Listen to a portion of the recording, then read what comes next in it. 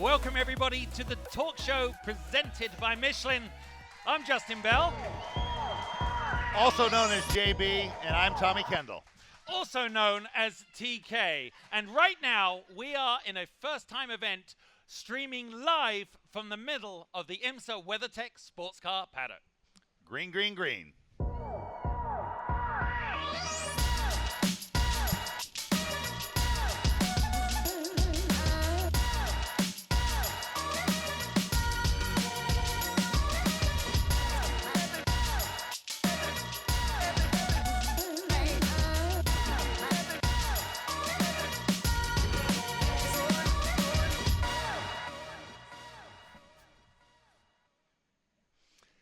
When I first started coming to these races, I took all kinds of pictures when I was a young kid of cars, and when I got the photos developed, my mom said, could you take a few of the people? And it was only later that I appreciated how much it is about the people. That's what this show is about. There's so many great stories. We're going to tell a lot of them. We won't be able to tell all of them, but the people behind it is what makes this go. So we're going to have a couple really special guests on today. And so, you know, it's the first show, so we had to kind of start out. We scraped the bottom of the barrel, and we came up with a couple decent guests. A guy named Elio Castroneves, who's a three-time Indy 500 champion. A guy named Paul Tracy, one of the legends, and now a legend in the broadcasting world, good friend of mine. Later in the weekend, a guy named Alex Zanardi, Jimmy Vasser, Fernando Alonso, Jordan Taylor. So we're going to start slow and then try to amp it up from there. I'm just excited that I have a superstar like TK alongside of me, and we'll explain a little bit later in the show just what an honor it is for all of us to have him as part of it. But let's just tell you a little bit about how this came about, because we normally would be on the TV show, right. And, you know, I never got the call. Why aren't we? Because you put it rather bluntly. Because I like to think that I wasn't hired, and he just tells me I was. Well, one of the things I'm known is sort of cutting through to the real story. I said, Justin, when you've been doing this for a long time, and everybody around you is getting hired that you work with, and you're not, you've been fired. And so he says, I guess you're right. So, but, we say this is where winners hang. Alex Zanardi is just coming for a drive-by right now. Alex Zanardi, everybody. Woo! He is going to be a big guest on the show tomorrow. Oh, my God. So, no, anytime. That was not planned, but no. Thank you, my friend. One of the things, actually, this would be a good place. We're trying to do this for the fans, and we've come up with these autograph books for the Torque Show.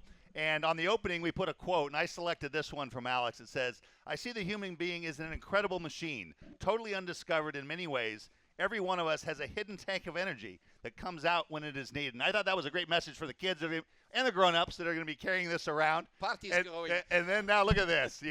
This guy wants my job. He wouldn't hug me this nicely a few years ago. A few years when we ago. were always fighting for the same square foot. I know. Now he has more square feet than anyone in the paddock. So he's a lot warmer and cuddlier now. It's perfect. Well, Alex, we're going to catch up with you tomorrow. Okay. Are you ready to go out this afternoon? Yeah, I was just going by and I heard you calling my name, so I decided to stop. But yeah, I have to go and change because I'm actually you have a job driving to do in the next section. Yeah. I know. We don't have any. No one asked us to drive anymore, so Sorry we just for talk. you guys. I'm the lucky one. Yeah. Hey, Bye, Alex. how about a round of applause for Alex? That's kind of the idea of the show. In the seating area over here, it's where winners hang. Yeah. We got our photo gallery and some memorabilia and such. So that was funny because I was just about to launch into this slightly well thought out overview of how this show came about, and we were about to say that neither of us got hired to go on this, you know, fantastic NBCSN broadcast. All our friends are on it, so we couldn't be more psyched for them. But TK and I put our thinking cap on because it's a little bit like being a race driver when you're not getting the nod for the drive the next year. The team owner sort of like manages to stare through you. It's a bit like on the road with road rage, and they pull out and they don't make eye contact. That's what it's like when you're a driver, when you know you're not in the loop.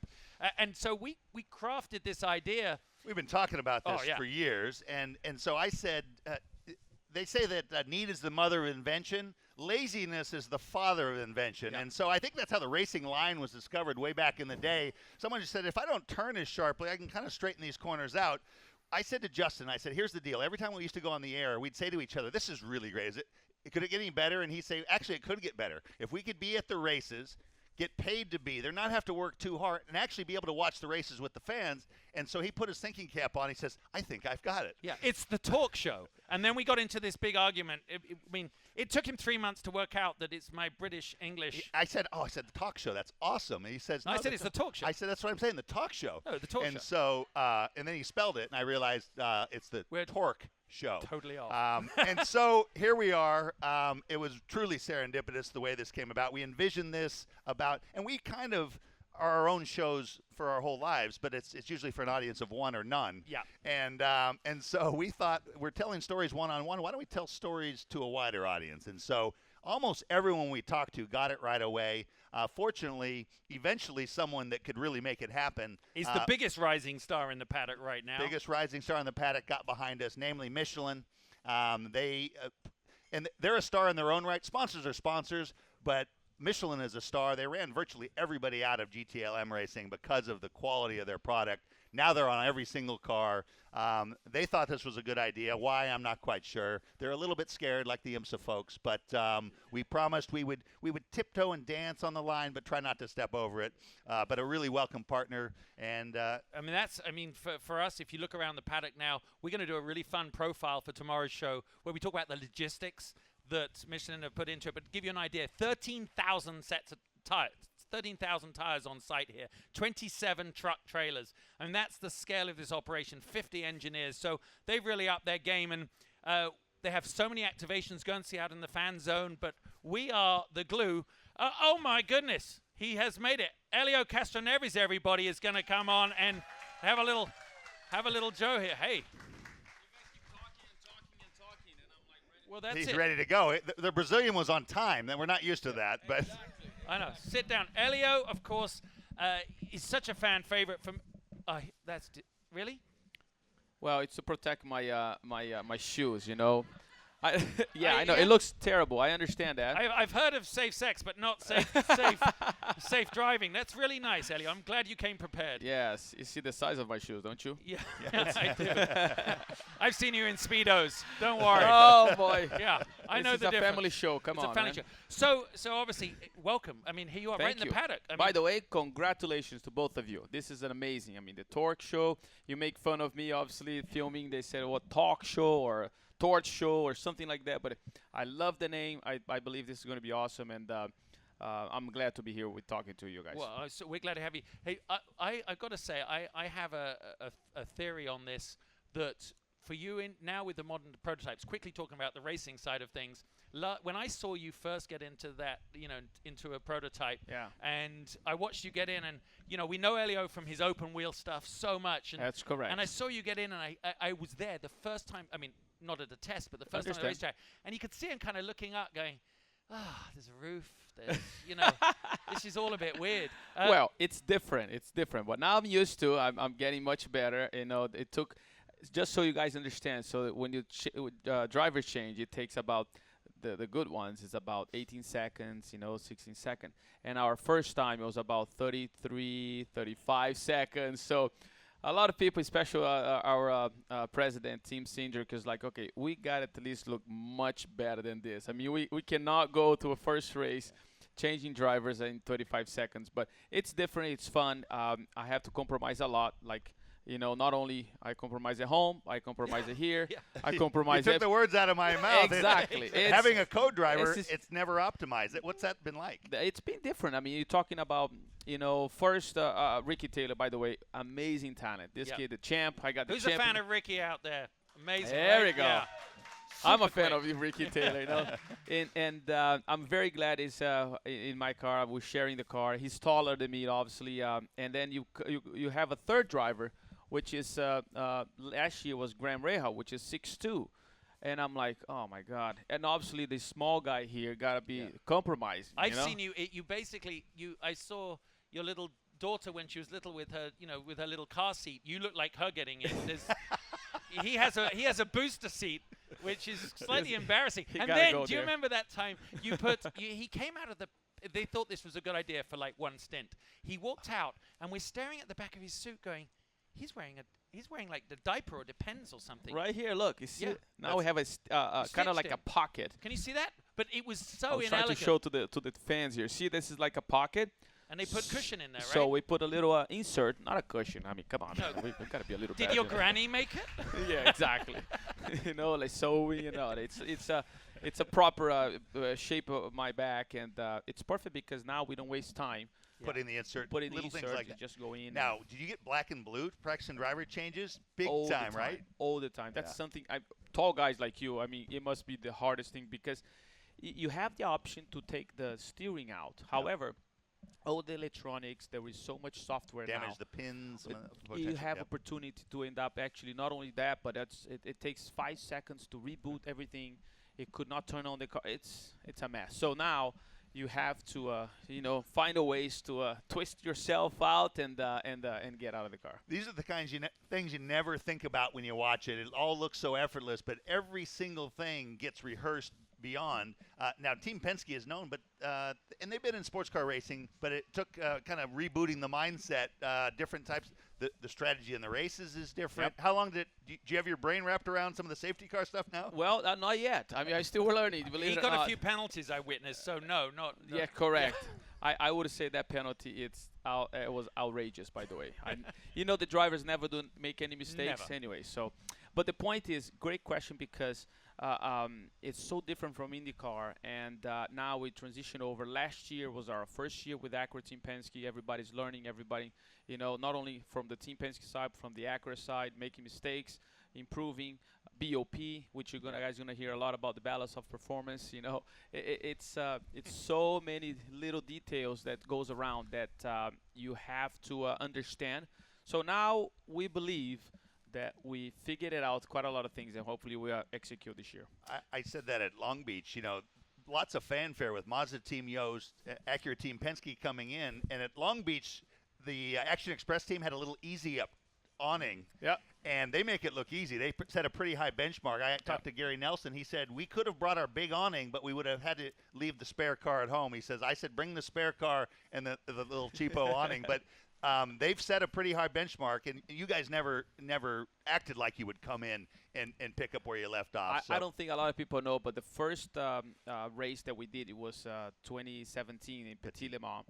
And we were testing. I was testing Simon, Pablo. So we were still 3 of us, and I had a huge accident there in turn 1. Basically, totaled the car. I mean, I was very, very lucky to not hurt myself, by the way. And I thought they broke the tub. So basically, the whole program is jeopardized because of me. And as soon as I go back, Mr. Penske I said, I'm sorry, Roger. I mean, it was one of those moments that I thought he was going to make it. He didn't make it. He's like, what are you talking about? Next week we're going to be ready to go. Wow. I'm saying, what do you mean you're going to be ready to go? It's another car. The chassis is over. No, they are bringing one car straight from France, which is Orica. We're ready to go. And I'm telling you, 1 week those guys did an amazing job, and we finished 3rd. Does that sum up Roger Penske? Totally. Whatever it takes. And they were not even in. Remember, it was the first, just one race to prepare, and incredible job. Well, let's talk about really serious stuff now. What have you done in the off season to counterbalance the pressure of being here, running at the front in this series? Have you? I know you got a new house. What have you been doing down in Fort Lauderdale? Well, last year, 2017 to 2018 was great because we were doing a lot of testing. Until Acura Team Penske, with the rules, you were allowed to. So we were doing a lot of tests. This year, or 18, we're able to do much because now everything is homologated. More recreational time. It's almost like playing with my daughter, taking her to school, having my better half nagging me a lot. Yeah, that's good. Well, she's watching too, Elio, so Oh, you're is she? really Okay. in trouble now. I love you, honey. You're the best, She is my better half, I tell you Well, that no, now. she really is. But that reminds me, you are also one of the few drivers here that have managed to transcend just being a top driver. And as we all know, the first step is when you win the Indy 500. Yeah, that's but do that a couple of times, right? Yeah. When you win that once, twice, Thank 3 you. times, Thank but you then very much. into pop culture icon. Oh, look at that. Do you have that outfit still? Do you look at that. Look at that. Look at this, that little leg kick. That's really nice. You see it? Look at the size of that shoes. Yeah. Well, it made you like There he is boosted with you the to like shoes. 5'4". That was crazy. That is some look, the cowboy thing. do you That's a still- cowboy thing. Well, I tell you what. A lot of you guys don't know, but Justin used to live very close by to our good friend Gilles de Ferren.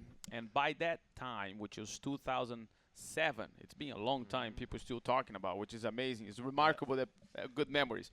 And this gentleman right here, I tell you what, I don't remember. There was so much, he was making so much fun. I mean, he was picking on Merciless. me. Like, Merciless. It was, I don't even remember the stuff that you used Do you to know say. what? Gilles de Ferren and I made we gave you a good time. In return, you taught us to dance, which was very special. But I mean, Not possible. You taught him. No, I tried. He has I two tried. left feet. I well, tried. shall we do it again, everyone? Do you want to see it? Yeah, we'll do it tried. right now. I tried.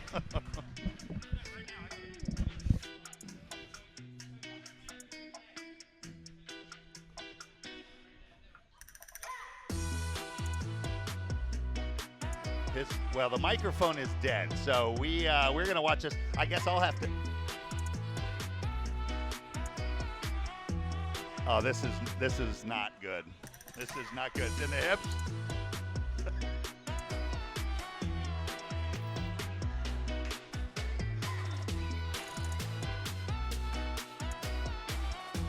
This is called dropping the coffee. Dropping the coffee. Hey, you spilled the coffee. You didn't drop the coffee. No. Well, now do I dare impersonate Bruno Tomboli for that? You were out there and you were like a stallion running across the dance floor. A gelded stallion, no less. But it was wonderful. The spirit was unbroken. Oh, well, everyone, a big round of applause for Elio Castroneves. And I promise you, I will never, ever dance on this show again. Good luck this weekend, Elio. Just time for a quick break.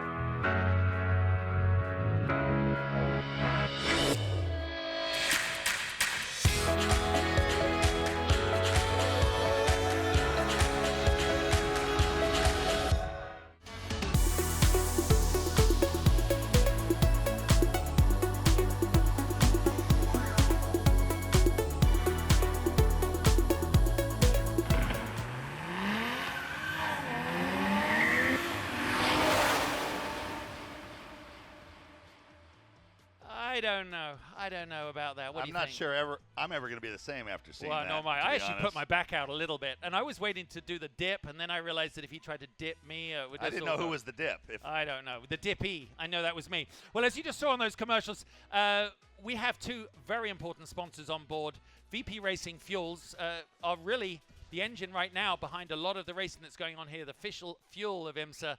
And they have really come on board, and you'll see a lot of their products up and down the pit lane. We have some fine furniture here, and it's really great to have them as part of it. But they say especially an Englishman, your home is your castle. So we needed a base for this. And when I was pitching the idea to TK, I said, we need a base. We need an iconic location for this show. Marks our spot that Yeah. people recognize a little bit like the Madden Cruiser back in the day with John Madden crisscrossing the country. We eased into it with a 300-mile road trip to Yeah. coming here, but we'll probably get more More ambitious as we go. We love Betty. There, I mean, you can see we're driving across the bridge right now. That is me behind the wheel. This is a 23-foot international Airstream. They're one of our proud sponsors, and we are going to be doing some real road trips around the country. I think 18 miles an hour. You almost hit 20 there. I did. I'm such a rebel. It's crazy stuff. But we really do have so much to think about going into this year's Rolex. Let's talk about racing for a minute. If you remember the end of last season, I mean, I have a slight blood pressure issue anyway. I was in the pit lane for the Petit Le Mans. And the energy in that last hour, and of course I've got a headset on, I've got a producer talking to me as I'm going up and down the pit lane, and they're saying, run up to the 10, find out what their fuel is. Okay, I'll be there. And then they'll be like, no, go down the other end and find out what the Ford GT's doing. So you would walk down there, and I'm in pit lane with Brian Till and Jamie and the others, and it was madness. And I didn't have a monitor, but I could hear the excitement in your voice. What a finish to the race. Well, I mean, there's always excitement at the start of a year. We've got incredible momentum with 19 manufacturers in the paddock, but part of it is the way we ended last year. And sometimes in the end of a race, you've got one kind of pivotal pass or move that everybody talks about. I don't know which one you talk about. You had these guys. One of the ideas of the show is to help bring out some of the personalities, because they sit here, they're all well-spoken. Some of them, like a Felipe Albuquerque or Antonio Garcia, super quiet, reserved, but they're gunslingers, and they get after it. And I've never seen more hardcore wheel-to-wheel than I saw at the end of the 2018 Petit, where it was one after another going after it. The season championships were on the line. One of the biggest wins of the year was on the line, and so we're going to take you back there to refresh your memory on how we ended last year. Absolutely beautiful. Looking down on Road Atlanta, you can see the midway area, the paddock, the cars on the racetrack. Ringer Van de Zande and the number 10 Cadillac DPI in third position. The question is, who has the fuel to make it to the end? You've got to feed the horses the power of these high-tech machines. So I think if anyone can make us this 10 car that we're on board with right now. Let's not forget that we have no idea how this is going to turn out. We're 13 seconds up the road, and they'll need less fuel. Yeah. So look at this. Look at these two. One of them's heading for the pits. I think 22's heading for the pits. 22 set up to come in. The 10. This could be dodgy. He's going to try and come in the pit lane. Oh, no. Trapped him. He trapped him. He couldn't get in. Wow. Time, 53 seconds to go. There should be a white flag waving. And it is. Cannot believe how close this is. After a season of racing, after 9 hours, 59 minutes right now, are they going to make it? Are they not? There's the 5 through turn 6.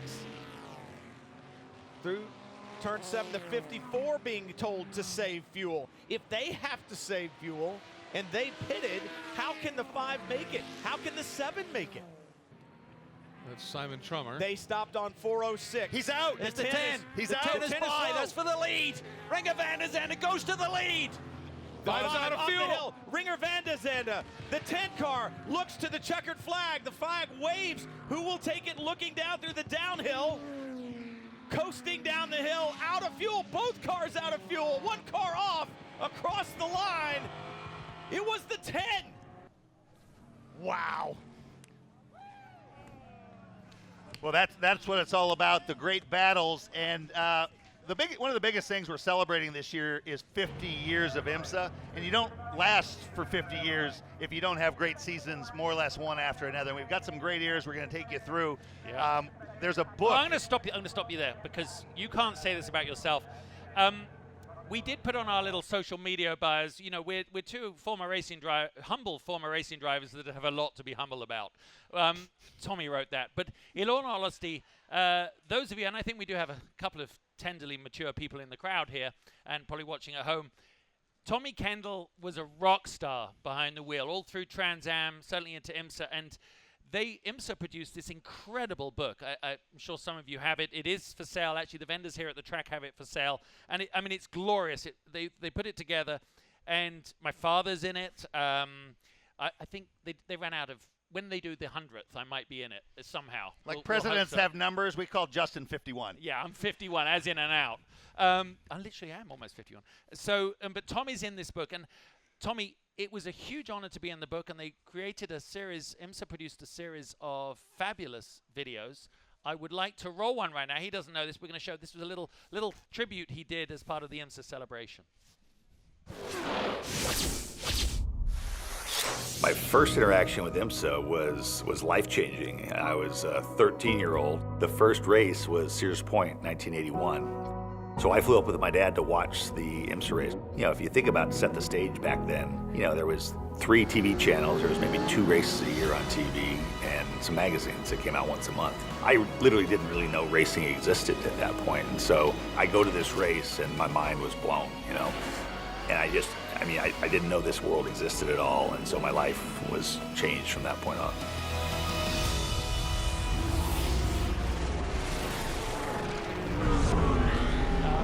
Well, you see, round of applause for Tommy here. That is fantastic. I know, but I was actually thinking when I was looking through the book this morning, 50, a lot can go on in 50 years, can't it? And IMSA, it actually mirrors probably both our lives. Highs and lows, a little bit of scandal, a little bit of good times, a lot of great times, and obviously some we'd rather forget. But that has been the course of IMSA, and here we are celebrating it in such a great way. And this race this weekend is going to be explosive for so many reasons, mainly because of the personalities. So. Speaking of explosive, that's a good segue. And big stars, we're going to bring one of the biggest names and biggest personalities in the sport. Paul Tracy is here as part of the NBC crew. You can put that on here. So Let's make one thing clear. I'm not going to dance with you dudes. All right? I only dance with hot chicks. Yeah. And we weren't going to ask. But you would be the dipper, not the dippy. Yes. Now, this man can sing. Now, I've known him for almost 30 years now. We talk probably almost 10 times a day. The first call is usually between 5:30 and 6:30 in the morning. And he was always going to the gym. And then he got this opportunity recently to drive again. And he's really worried about falling out. I said, you're at the gym twice a day. And then it made sense when P.J. Jones told me, it says, PT does a lot of socializing at the gym. But he got super serious.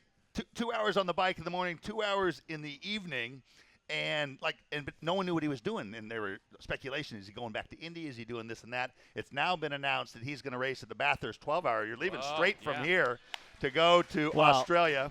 I might still run Indy. Who knows? You might. There you go. This guy loves to stir the pot. The opportunity actually came about from Lee Diffie. He was here a minute ago, but I think he left. So I came here for the Roar, for the test, and I had just landed in Orlando, and Lee sent me a text. He's like, hey, do you feel like driving? I said, what's going on? He goes, well, I got my buddy in Australia, Paul Morris, he needs a driver for the 12 hours of Bathurst. If you want, they'll pay for you to come down and you go drive a car and have a vacation. And I'm like, he goes, give the guy a call. So I called him up. He's like, come on down, mate. Hey, mate. So I've only drove twice, other than some vintage cars, which is not really like driving. It's more like fun. But I did 2 Trans Am races last year, and other than that, I haven't driven anything since 2011. So I thought I better get serious about this deal because that track is really tough. It is. I've been to Bathurst. It's one of the bigger asks. They didn't have simulators when I did it, so he's been spending some time on the simulator. Now, even though you had a long layoff, the chrome horn still works. He proved that in the Trans Am race last year. His wing was falling off, and this guy on the simulator. No. I was going to say, how do you pull that wing off? was falling off, and the lap to go, and this guy just moved him out of the way. And if you watch the in-cards available online, PT did not let that one go, and he paid it back with interest in turn 7 there. But now I've been impressed with how seriously you're taking the training, and I couldn't figure it out. Then I realized he has a spirit animal, a workout spirit animal, and so we've got a little footage that we're going to roll here. Here we go. It's kind of older footage, but this is Tim Richmond, who, when he decided to get super healthy, he's doing aerobics. He doesn't dance with dudes, but he does aerobics in short shorts and headbands. And there's also a scene in here where he's jumping his cigarette boat. He's showing the full Tim Richmond lifestyle back in the day. He says, I don't have a private jet or a big boat. You've had all that stuff.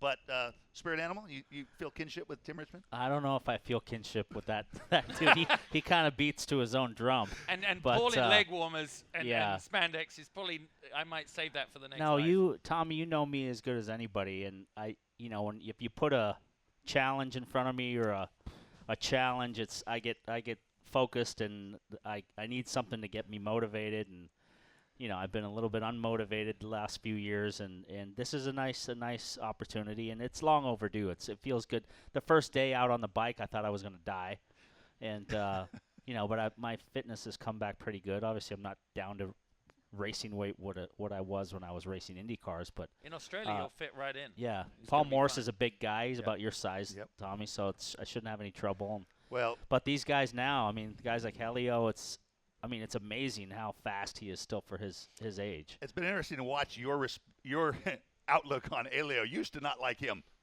at all. No, your first two guests, all. I had a lot of run-ins with your first two guests. but That's why you're third. Respect now for Elio. Well, it was respect for them then. The guys that I got in run-ins with were the guys that if I'm honest with you guys, are the guys that felt like those are the guys I got to beat. Those are the guys I got to get in their head. So my way of dealing with that was to really just put a bullseye on him. Put a bullseye on them, intimidate, do whatever I had to do. And then maybe that was out of my own fear of being beaten by them or insecurity or whatever it is. But the guys that I typically got in conflict with were the guys that I felt were better than me. That's one thing I've always said about Paul. Until you get to know him, he's misunderstood. You think of him one way, but the time you spend with him, he actually used to be quite shy. He honestly, the TV stuff and so forth, he's a lot more relaxed. But he'd go into a room and he says, "Oh God, he's so intimidating." I said, "He's just shy and he just doesn't want to. He's not comfortable walking up and talking to people." Social media, I think, has allowed his personality. When to he bloom. said, if I'm being honest, the next thing we want to ask him about, and he's certainly not insecure about rocking the duck lips. If any of you follow Paul on social media, look, the duck lips. This is in the gym. Now, searching for the inspiration for this, he says he does it because everyone hates it and he loves winding their watch. But I think I found the inspiration. I found his duck lip spirit animal. I know it comes from the Kardashian Jenner family. We're just not sure which one. So we have Kylie, we have Caitlin, we have Kim. Which one's your spirit animal on the duck lips? Well, I'm going with I Caitlin. think Caitlin, yeah. No, but I 'Cause you really would be a only do beautiful it. girl. I really only do it just because it upsets people. Yeah. And people get so wound Like, up. why and are you the doing that? more, You gotta the stop more that. they tell me not anybody, and anybody that knows me really well, if you tell me not to do something or I look stupid doing something, then I'm going to do it more. I don't know. We probably shouldn't get it. We'll have you back on the show. You got married one time because everybody told you not to marry someone, but we'll get into that. That's kind of extreme. That's for part two. on another show. Yeah. That's definitely. Let's talk about something that's kind of important, I guess, is the shirt he has on here. He made the cut onto the squad here in the sports cars.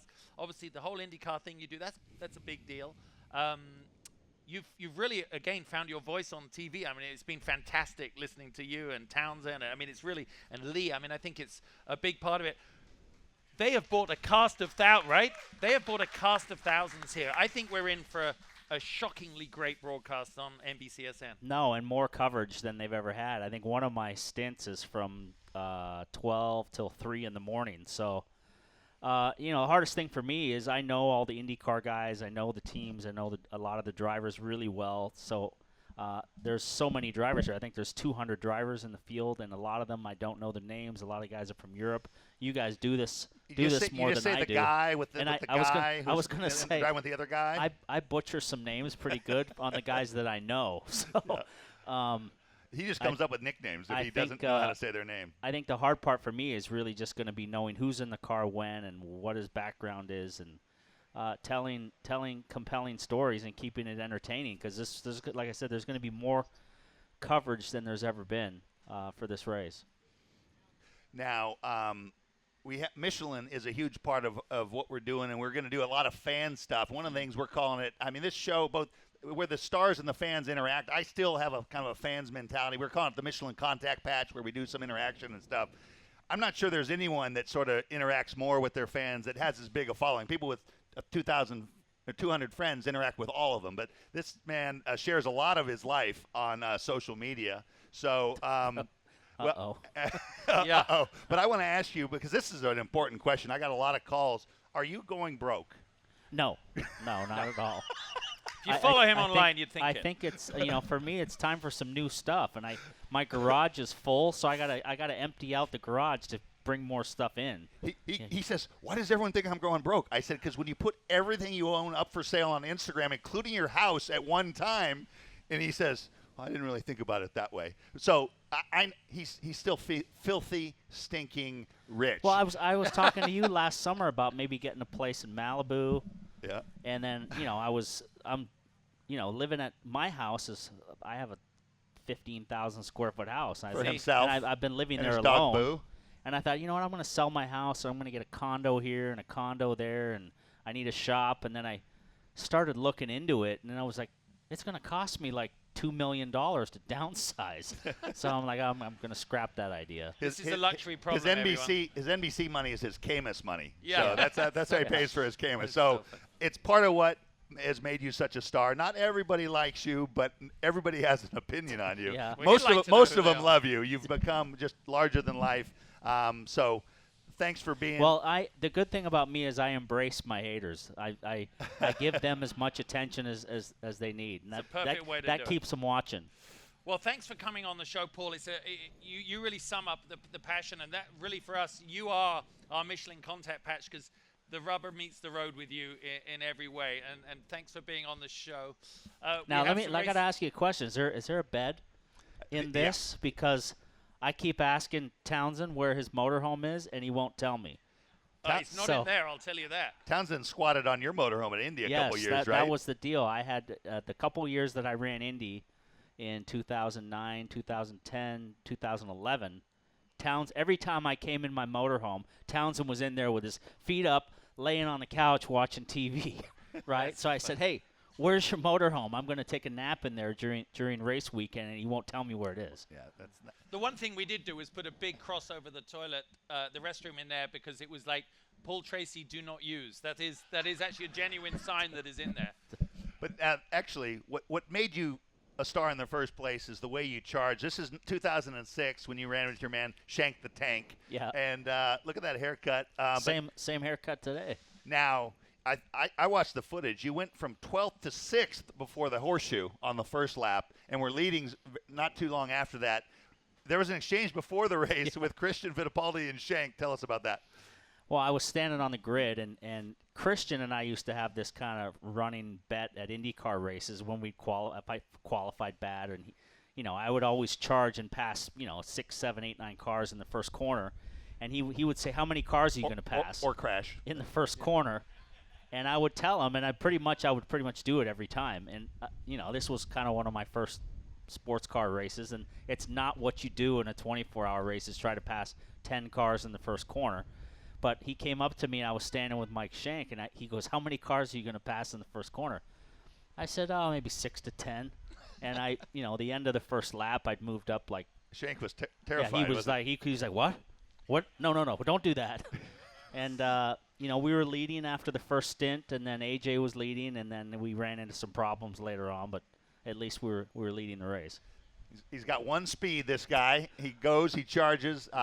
Thanks for coming on. I appreciate you supporting my new venture. We wanted to give you first show. It doesn't get much better than that. Well, so. I'll be here. I'll be looking to camp out in here. Here's a little video for you, which is going to get you all prepped for what we got coming up in the Rolex 24.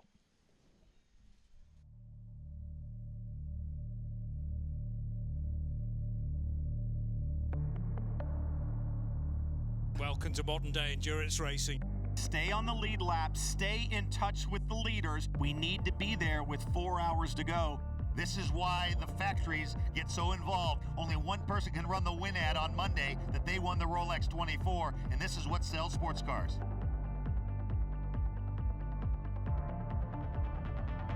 And now the hammer goes down as the green flag is waving.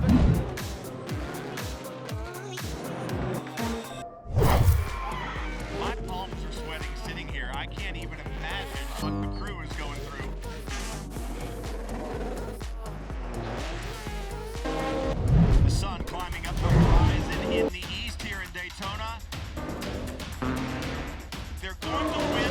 Rolex 24 at Daytona.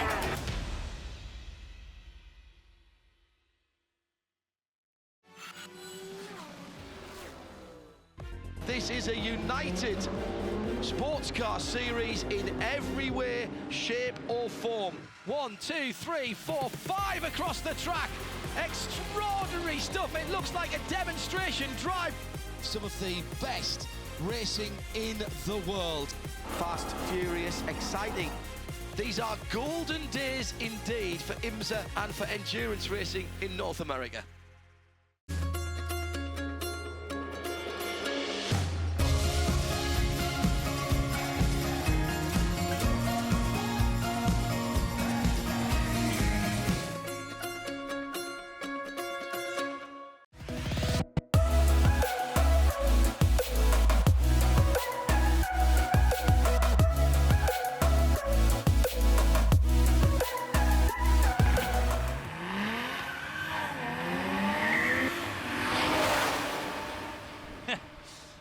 You know, I just don't know. When you say to me that you talked to him in the morning so early, I think we just have an issue here on the mic. Tommy, you take over a second. Okay, yeah. When people think I'm joking when I'm talking, that Paul calls me, it starts about 5:30 to 6:30. He's an hour ahead of me, so I'm not sure where that comes from.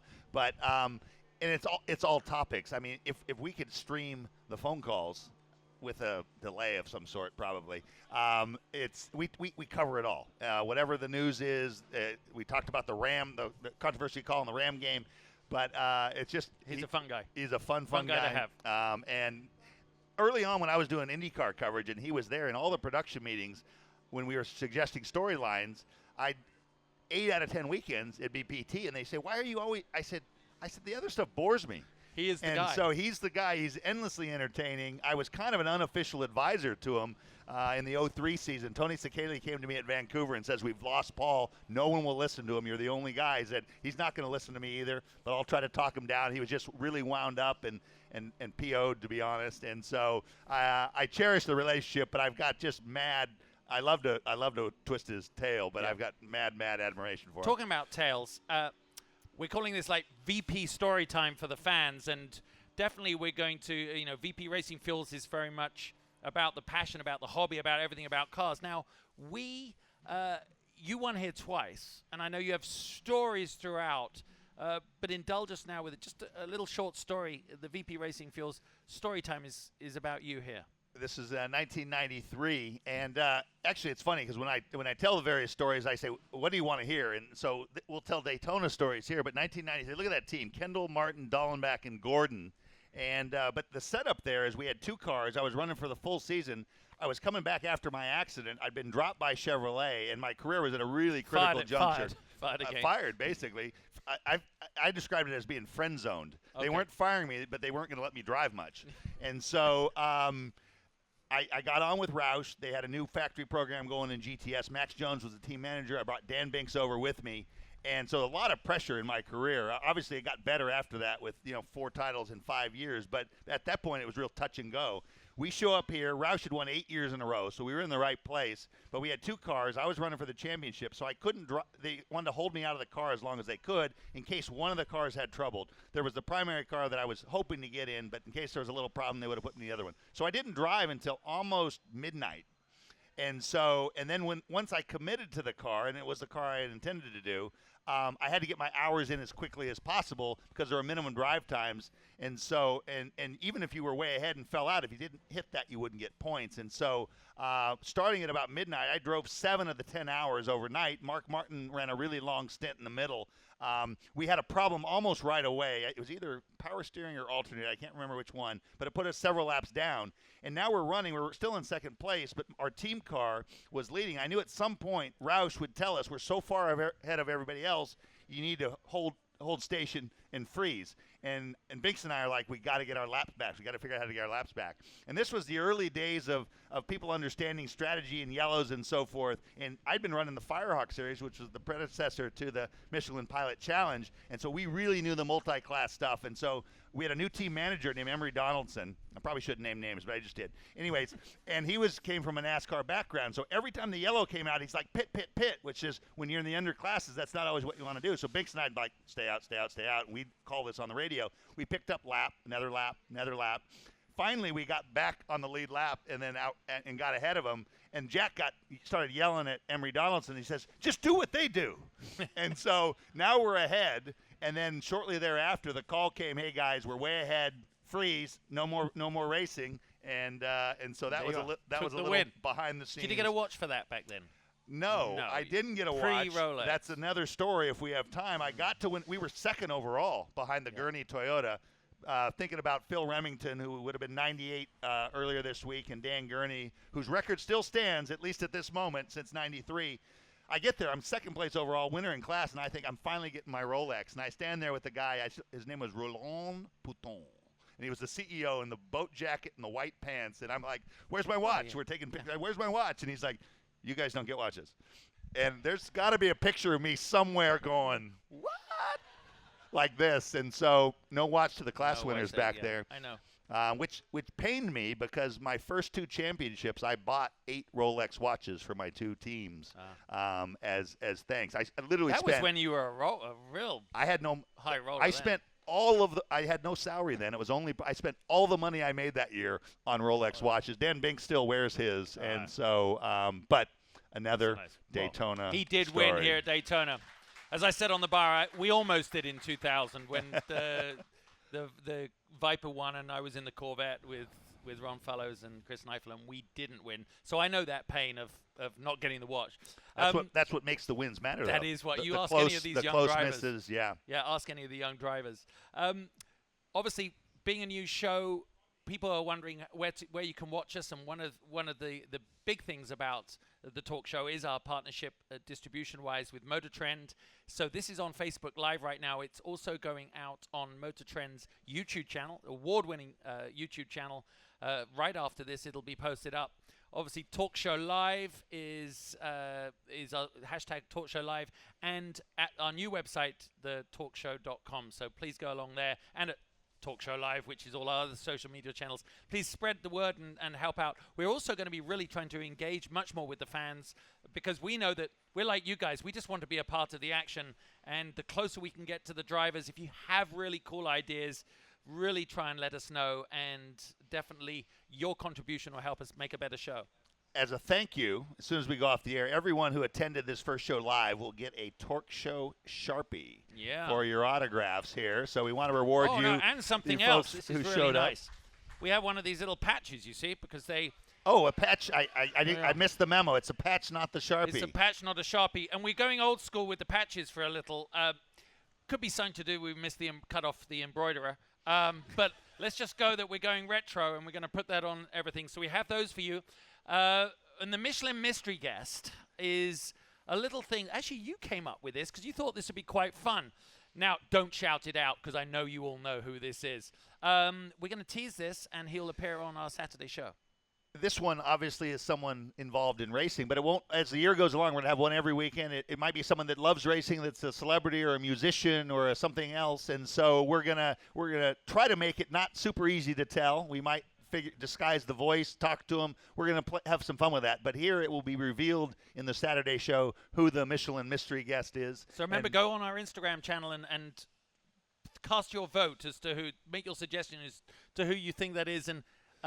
Those were the days when knitwear is allowed in the pit lane. Just about. Oh, good old days. So the rest of this weekend, we have some really big things going on. We have other guests such as... Well, a little cameo, almost on cue. We didn't pay Alex, but he heard his name on the PA going by. Alex Zanardi and Jimmy Vassar are going to appear together. And so if you've ever heard them tell the stories, they're like a rehearsed act. They are so funny. so close. The friendship is really heartwarming. So Alex Zanardi and Jimmy Vasser. Jimmy Vasser, of course, a team owner now with the Lexus team, AIM Sullivan Racing.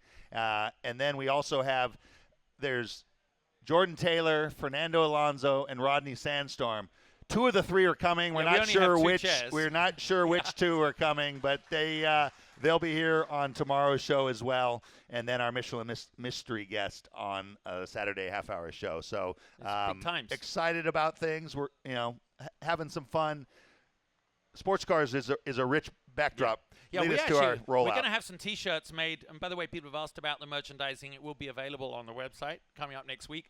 But we really do believe all of us here have a little bit of IMSA in us. You know, we all truly love this sport, and we've ridden the waves, and a lot of you. There you are. Look at that. 1985. This gentleman over there only looks 104. So that's what sports cars will do to you. Whoa. Okay, so that's an example of a real fan. And we thought as we wrap the show for today, thanks for watching. It really means a lot. Follow along on all our social media channels. Thank you to all our sponsors. Michelin, we couldn't be here without you. VP Racing Fuels, U-Rock, Airstream. We do need another one with a bed in it because right now there's mobile studios in there. Rogue House Productions for doing everything. And we thought this little video that producer and director Jason and Brett put together would really sum up what sports cars is. So thank you for watching the first ever talk show live.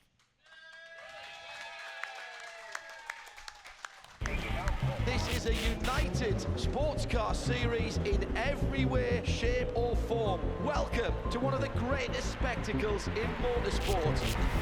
Sports car races. The experience and thinking of hundreds of automotive engineers and chemists go into the alterations of these cars. They watch the ritual of drivers putting on crash helmets, climbing through welded doors, securing safety belts. How do we get into this sport? That's easy. We love cars. We know cars. Cars are our life. Put us on a desert island with one other thing and we'll pick a car every time. Please start here in 24 hours. Grown men go limp when this car race begins. These races become tests of parts, supplies, human endurance, and luck, but also tests of chemicals and engineering ideas. Hit this lap. Change wheels, throw in the gas, clean the glass, give us water, make repairs and adjustments. Now! Excitement grows like an electric shock. Faster, faster, faster. Well, it's a different world. You're in it. We tear our insides out to win. We played it cool for hours, but now we'll take chances at the last minute that we want out in front more than anything on earth. Pushing, pushing, wham! And a spin, and there may have been a touch.